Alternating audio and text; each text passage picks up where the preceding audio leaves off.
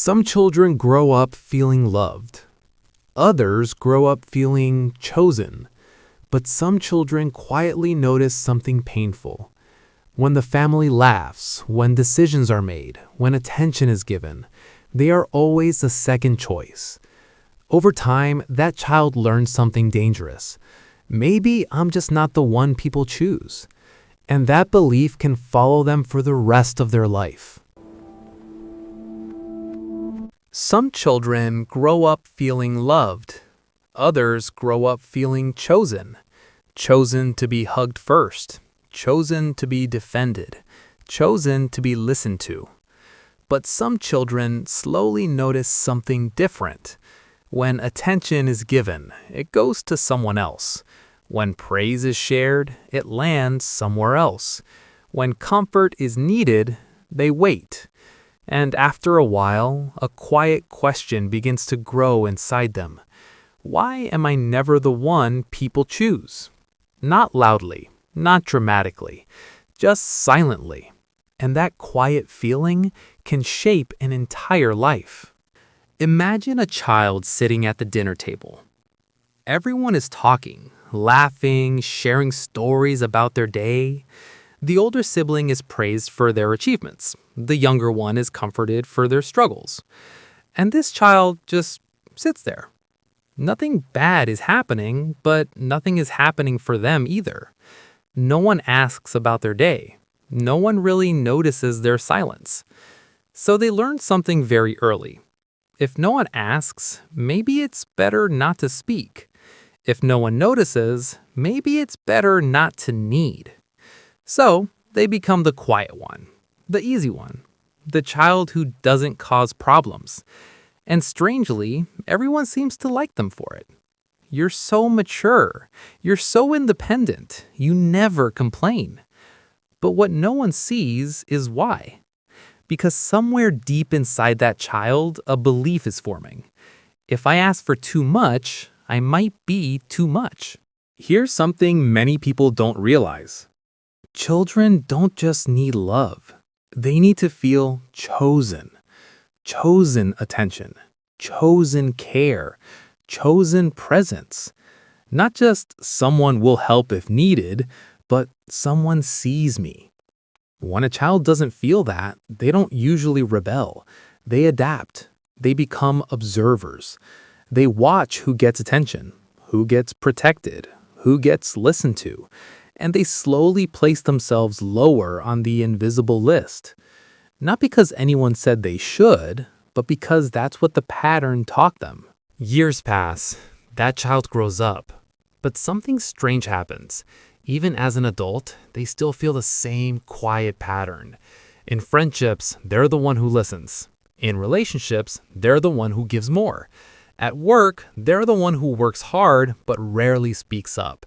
And if someone else needs something, they step aside immediately, without even thinking.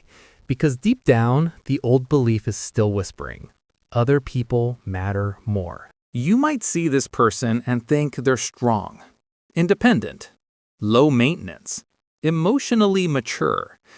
But inside their mind, something very different is happening. They overthink every interaction. Did I say too much? Was I annoying? Did they really want me there? They hesitate to ask for help. They hesitate to share their feelings because somewhere in their past, they learned something quietly painful. Attention goes to someone else, not me. Think about how this shows up in everyday life. They might stay in friendships where they feel invisible. They might date people who are emotionally distant, not because that's what they want, but because it feels familiar. They're used to waiting for attention, used to hoping someone will eventually notice them, used to earning love instead of receiving it. And sometimes they don't even realize this is happening because this pattern started before they had words for it. Pause for a moment. Ask yourself something honestly. When you're with other people, do you ever feel like the background character? Like the one who supports everyone else's story but rarely feels like the main one in your own? If that feeling is familiar, there's a reason. Not because you're too quiet, Not because you're not interesting, but because a younger version of you learned to step back, to make space, to expect less. But here's the twist many people don't realize. The child who never felt chosen often becomes someone very special. They become deeply observant. They notice emotions others miss. They read subtle changes in people's tone, expressions, moods.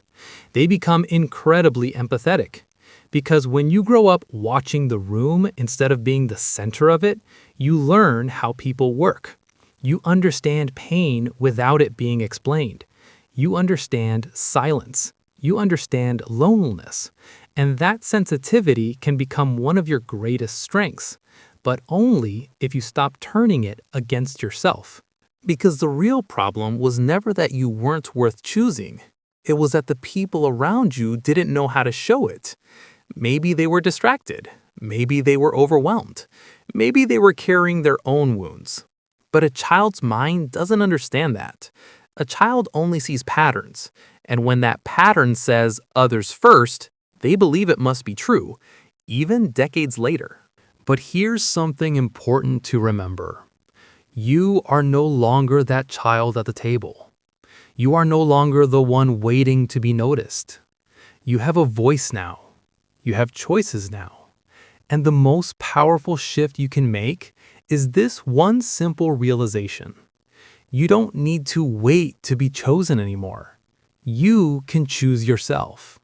Choose your feelings. Choose your needs. Choose your space in the room. Not by becoming louder than everyone else, but by slowly believing something new. That your presence matters.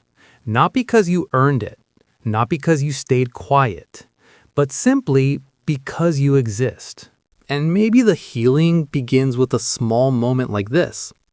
The next time you feel the urge to step back, pause. Ask yourself a simple question. What if I allowed myself to be seen? Because sometimes the child who never felt chosen just needed someone to say one thing. You matter too.